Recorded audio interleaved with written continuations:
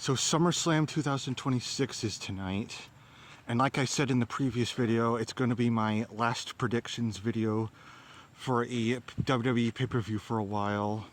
I still do plan to at some point do retro reviews for past WWE shows, and I'm thinking either SummerSlam 2009 or Breaking Point.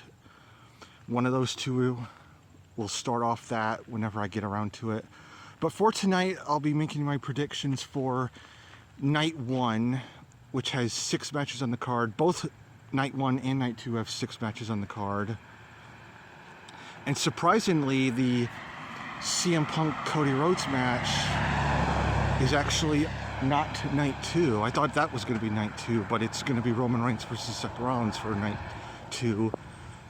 So yeah, Cody Rhodes and CM Punk will most likely be main eventing SummerSlam 2026 Night 1. So I'll start with that match first. We'll get the most important match out of the way. I said in the semi-predictions video that I think I said CM Punk was going to retain, but I'm going to change my prediction and have it be Cody Rhodes winning the WWE Championship again. I think there is the possibility that one of them might turn heel. And something else that I've noticed is, like, for both the world title matches for both Raw and SmackDown, like, it's a babyface and a babyface fighting each other. There's no, like, heels. And I've said before, like, I don't really know who's face and heel at this point. I think they just have people fighting each other for whatever reason. But yeah, I'm going to predict Cody Rhodes is going to win the championship. I don't know if they might continue the feud between these two. Also, Hell in a Cell is, the pay-per-view Hell in a Cell is, I guess, not happening this year because Money in the Bank is taking place in October.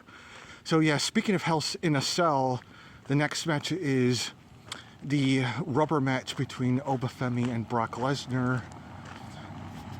Obafemi beat Brock Lesnar at WrestleMania, and then Brock Lesnar beat Obafemi at Clash of Italy. So this will be their rubber match,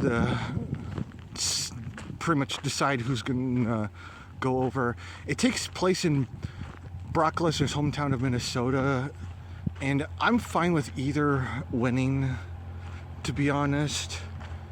You know, it would be cool if Brock Lesnar won in his hometown because, you know, it might possibly be his last match. I know that he, like, teased retirement back at WrestleMania, and then he eventually came back, but I'm going to predict Brock Lesnar's going to win the match. But I think that Obafemi will still look strong in it. Again, I'm not expecting this to be like the other Brock Lesnar Hell in a Cell matches, the ones he had with Undertaker back in 2002 and 2015. Next up we have is Liv Morgan versus Io Sky for the Women's Championship. Io Sky won the Queen of the Ring tournament back at Night of Champions in Saudi. I'm going to predict that Liv Morgan's going to win the match, probably with interference from Roxanne Perez and Raquel Rodriguez. I just don't see her beating Io Sky clean. And yeah, that's pretty much my thoughts on that. We also have 2 6-person tag team matches. We have LA Knight, Solo Sikoa, and Royce Keys versus the Bloodline, Jacob Fatu and the Usos. This is just the thing that LA Knight does now, just have random tag team matches. I don't think it was that long ago. I think it was probably this year where LA Knight actually teamed with the Usos against ISHO Speed and Logan Paul, and now he's fighting the Usos this pay-per-view. I don't know if the Bloodline's even heel at this point. Like I said, I don't know who's face and heel or what. But I'm going to predict that the Bloodline's going to win the match. I still don't know why Triple H just doesn't want to push LA Knight for some reason, but whatever. The other 6-person tag team match is the Bella Twins and Paige versus Fatal Influence. I think it was supposed to be the Bella Twins that were supposed to win the multi-woman tag team match at this year's WrestleMania, but Nikki Bella got injured. She returned on SmackDown, So they're having that for a match that was just thrown together, just added that. I'm gonna predict that the Bella Twins and Paige will win the match. And something that like entered my mind was in 2018 when like the Bella Twins attacked Ronda Rousey, turned heel on her after they beat the Riot Squad. Like they just beat up Ronda Rousey even though they won the match. I could see something like that happening, except this time with Paige instead. The Bella Twins just turned heel for like the umpteenth time. And next up is Gunther versus Nick Aldis. Now, originally, I think what they were planning to do was have it be instead Drew McIntyre versus Nick Aldis, because at the start of the year, when Drew McIntyre was feuding with Cody Rhodes, he got into like a bunch of backstage altercations with Nick Aldis, and they were like teasing maybe they're going to have Drew McIntyre and Nick Aldis at WrestleMania. Instead, it ended up being Drew McIntyre versus Jacob Fatu in that unsanctioned street fight where Jacob Fatu won, and I don't think we've seen Drew McIntyre since. But now they're having Gunther and Magnus wrestle. I think this is actually Nick Aldis' first wrestling match on WWE, because he was Magnus in TNA like in the late 2000s and early 2010s. I remember like when he was Brutus Magnus, for those like TNA fans that remember that far. He was part of like a bunch of stables like the World Elite, the British Invasion, the 2013 Main Event Mafia. So it's not like this guy hasn't wrestled before. He even won the World Heavyweight Championship in like the end of 2013. I remember that match because it was against Jeff Hardy in a Dixieland match, and it was like it was kind of like a steel cage match and then a ladder match, but the ladder was like on the entrance ramp. And what I remember is like when Jeff Hardy went up the ladder and was about to get the title, Rockstar Spud pushed Jeff Hardy, and like Jeff Hardy's head hit like the entrance ramp, like really sick bump. That's how I remember that, and it was the only time I think that Magnus won the World Heavyweight title. And they even had like TNA uploaded an episode like Magnus versus Samoa Joe at Lockdown 2014, and it was like the match where at the end Abyss like dragged Joe underneath the ring and like aligned himself with Magnus.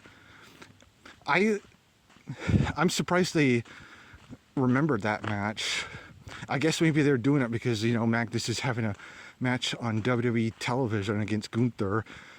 I'm going to predict Gunther's going to win. I'm sorry for that long, like, tangent, like, but yeah, I do remember Magnus as a wrestler back in TNA. It just would be weird for, like, Gunther to retire. You know, he beats Goldberg, John Cena, AJ Styles, but he loses to Magnus, aka Nick Aldis. Oh yeah, another like thing I remember from Magnus and TNA was the feud he had with James Storm, and they actually involved his real life wife Mickie James in that feud. And another thing I remember was there was a segment where James Storm and Mickie James were like in a subway or something, like there was a train coming and James Storm like used his butt and pushed her off into the tracks, and there's people who thought she was dead from that. I mean, obviously she's not, but I just remember like the feud that Magnus had with a lot of wrestlers back then. I know this is supposed to be a SummerSlam's predictions, but then it kind of became like Nick Aldis lore, I guess you could say. But yeah, I predict Gunther's going to beat Magnus. I kind of wish this match was like no disqualification or something, because like they've really been building this feud up. They had a brawl on SmackDown too, and yeah, it's like that's like the most built up match on the card actually, is the match that has the general manager and Gunther. Like I said, I think they probably were thinking about doing Drew McIntyre and Nick Aldis, but that didn't happen, because from what I seen, it looked like they were actually going to do that match.